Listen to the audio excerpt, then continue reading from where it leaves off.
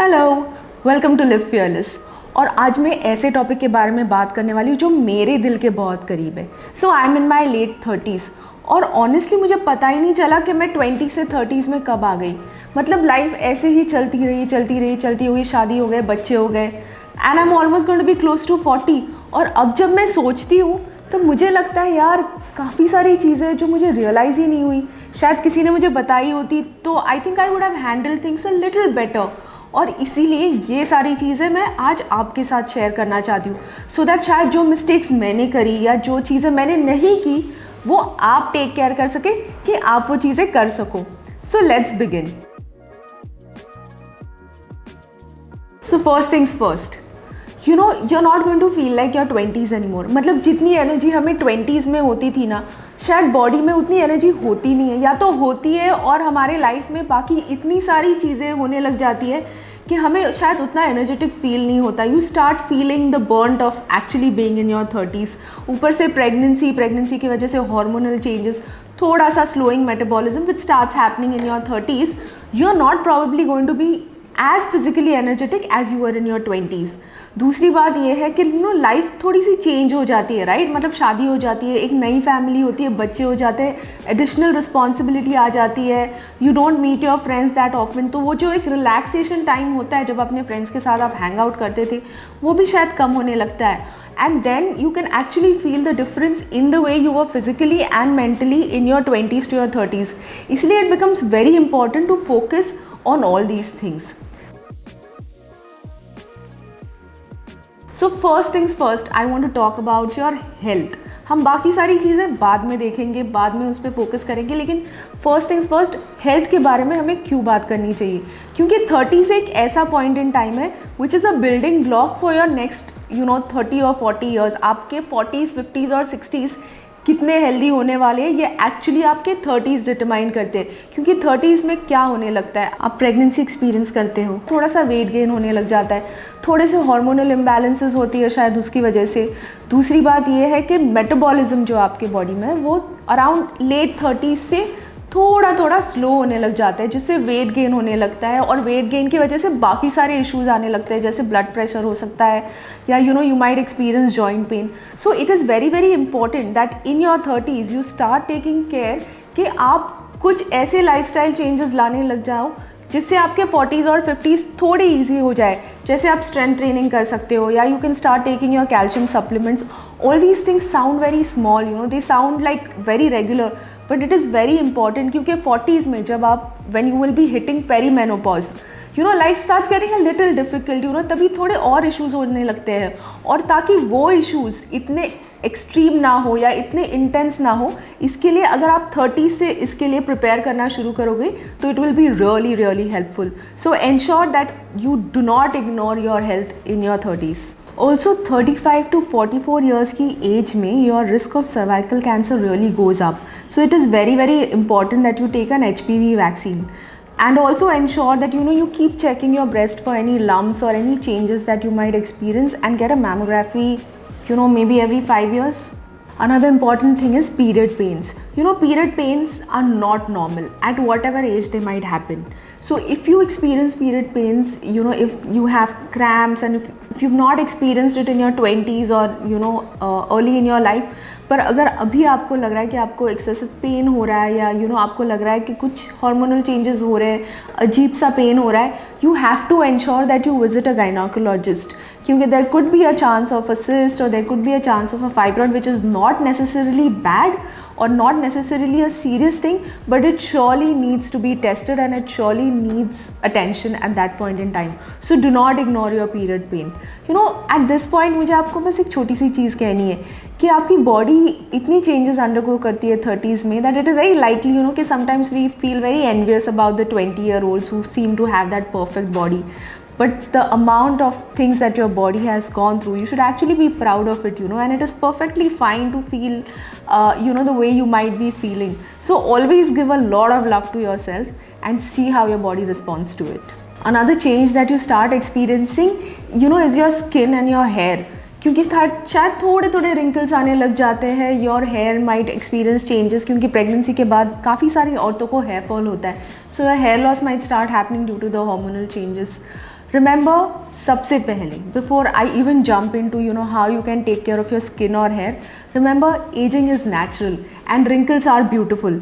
तो अगर आपको थोड़े थोड़े चेंजेस नज़र आने लग जाए तो please accept yourself gracefully.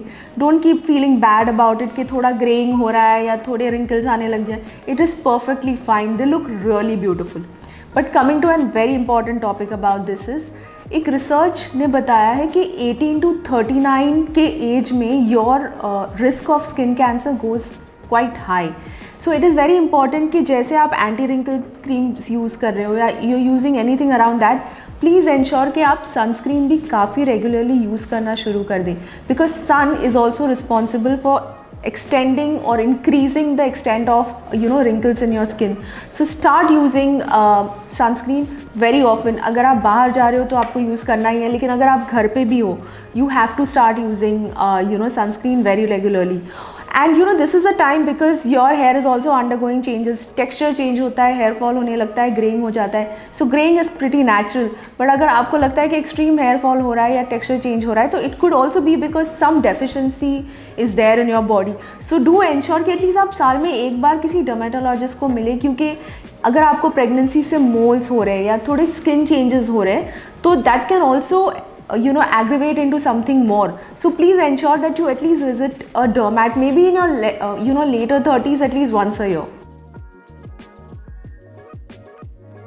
So the third most important thing you should take care of is if you want to learn something new. अगर आपको कुछ नया सीखना है, ये डांस हो सकता है या it could be some other form of physical exercise, आपको जो भी सीखना है, 30s is the best time to learn it. And I will tell you why. Because 30s में हम फिर भी थोड़ा learning mode में होते हैं. 40s में हम जब निकलने लगते हैं तो your body starts feeling more fatigue. जो एंथुजियाज्म होता है कुछ नया सीखने का, वो शायद कम हो जाता है. So 30s is a time when you are at a perfect space in your life when you should really go ahead and learn something new, because you have the energy, you also have the enthusiasm. पता है, मैंने live fearless ना 2017 में register किया था. And I didn't do any thing about it. मैं ऐसे ही बैठी रही कि मैं क्या करूँ, कब शुरू करूँगी, अभी टाइम नहीं मिल रहा है, अभी बच्चे छोटे, ये हो रहा है, वो हो रहा है. पर जब 2020 में मेरी सर्जरी हुई, इट जस्ट स्ट्रक मी कि बॉस लाइफ तो ऐसे ही निकली जा रही है. I will be 40s and then everything will suddenly change. And this then I realise had to be the time that I had to follow my dream. I had to do what I wanted. आप शायद job कर रहे होंगे और वो job आप इसलिए कर रहे हो because you have to be working, या it's not it's just keeping you busy, but it's not something that is sparking your soul. It's not like something जिससे आप एंड ऑफ द डे आपको ऐसे लगे कि boss I am feeling so happy, I am feeling so good. This is the time you need to start pursuing your dream, because now is when you will have the energy, now is when you will be able to do it. You will be able to put in that much of strength physically, mentally and emotionally, क्योंकि ये time होता है जब आप थोड़े resilient होते हो. 40s में थोड़े पेरीमेनोपॉज के वक्त you start getting a little more anxious, or you start having other issues. This is the time when you should actually be pursuing what you feel like pursuing. So please go ahead and pursue your dreams.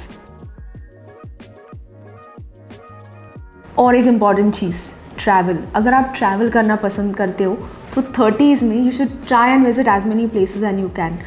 For the same reason like I've been talking about before, maybe when you get to your 40s, आप शायद थोड़ा fatigue महसूस करने लग जाएंगे, थोड़े changes होने लग जाएंगे, तो आपकी एनर्जी लेवल्स शायद थोड़ी कम होने लगेंगी. So if you love going on tracks, if you love exploring places on foot, if you love walking long distances and going to different places, I think 30s is a best time. हर साल एक trip, एक solo trip, कुछ भी आप plan कर सकते हो, but ensure that you do travel in your 30s, because that's the best time actually to travel. हमारी लाइफ ना काफ़ी चेंज होती है 30s में, क्योंकि हम जितना टाइम अपने फ्रेंड्स के साथ 20s में स्पेंड करते हैं ना, शायद उतना कर नहीं पाते. ऑब्वियसली रिस्पॉन्सिबिलिटीज़ इतनी बढ़ जाती है, you don't really have the time, और हमें आदत होती है कि हम बाकी सारी चीज़ें प्रायोरिटाइज़ करें, पर शायद हम कभी कभी फ्रेंड्स से मिलना प्रायोरिटाइज़ नहीं करते, हम शायद कॉन्टैक्ट में भी नहीं रहते. And which is not good for your mental health at all. अगर कोई दोस्त है जो आपके बहुत करीब है, do reach out to them, do keep in touch, do make it a point to talk to them, because they are your support system, they are your chosen family, and they are very very important in your life. तो अगर कोई है जिससे आप बात करना चाहते हैं और आप सोच रहे हो कि यार इससे बहुत दिनों से बात नहीं हुई है लेकिन मैं कर लूँगी फ़ोन, ऐसे मत कीजिए. Call her up today, speak to her now, do not lose your friendships, they are very very important. और ये इसी फेज़ में हो जाता है कि हम अपने फ्रेंडशिप्स लूज़ कर देते हैं क्योंकि हम अपने लाइफ में बहुत बिजी होते हैं. और फिर 40s और 50s में जब बच्चे बड़े हो जाते हैं and you have time in your life and then you realise oh my God I have lost all touch with my friends. तो ऐसा प्लीज़ मत करिए. This is the time that you should continue being in touch with your friends, and they are going to be your source of strength and inspiration too. So please make it a point that you talk to them. Another important thing that you should take care of is having an opinion and standing up for yourself. You're probably a mother. आप probably किसी लड़की की माँ हो and it is very important कि आप उसके लिए क्या एग्जाम्पल सेट कर रहे हो क्योंकि you are going to be a role model for the next generation. तो अगर आपका ओपिनियन है, अगर आपको लगता है कोई चीज़ गलत है, सही है, या आपका कोई ओपिनियन है कि लाइफ कैसे होनी चाहिए, please stand up for yourself, please speak for yourself. क्योंकि आप जैसे बिहेव करोगे आपकी डॉटर वो देखेगी, she will look up to you. You need to be an inspiration to her. So if you are somebody who is tolerating things, who's not happy about things but still living a life, then you're not really setting a right expectation, or you're not setting a right thing for your daughter to be inspired with.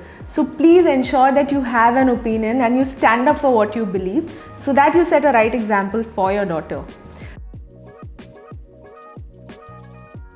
दूसरी चीज़ ये है कि कभी कभी अपने आसपास negative लोग होते हैं और there are people who drain you of your energy. Ensure that you stand up and you let go of those people. Letting go is is like a skill you need to have. So जिस चीज़ों से आपकी life में energy नहीं आती है, जिस चीज़ों से आपको पॉजिटिविटी फील नहीं होती, you have to learn to slowly let go of it so that you can move on to better things in life, right? So another important thing that you should really take care of is this is the time that you need to start saving for your old age. 20s में आपने बहुत मज़े कर लिए होंगे, बहुत spend भी करते होंगे. अभी शायद आप वर्किंग वुमेन भी हो सकते हो या you might just be stay at home, but it is the perfect time for you to start saving, start systematically planning for your old age so that you have enough sufficient funds when you reach your old age. So 30s is when you should actually start saving. And finally, you don't really have to be a superwoman. You don't have to do everything which really drains you down. कभी कभी ये role होता है ना कि हमें perfect mom बनना है, परफेक्ट वाइफ बनना है, परफेक्ट बेटी बनना है, you have to be a perfect employee. ये सब करते करते it takes such a big toll on your physical, mental and emotional health कि पता ही नहीं चलता कि शायद कोई प्रॉब्लम हो जाए या you are undergoing some severe issues. So you have to ensure that you don't really have to be a superwoman. Superwoman is nothing to be proud about and is nothing great. You have to ensure that you give yourself enough physical and mental rest, and you actually deserve it. So while you're enjoying your 30s and while you're doing all of this, please ensure that you do give yourself your time out, which is your time only, and you're not doing something constantly which is going to stress you out. I hope you've liked this video. Do like, share and subscribe to my channel Live Fearless Official. If you have any comments or any suggestions on how women should live in their 30s, do share in the comment section below. You can also follow me on my Instagram handle Live Fearless Official. Until then, live fearless.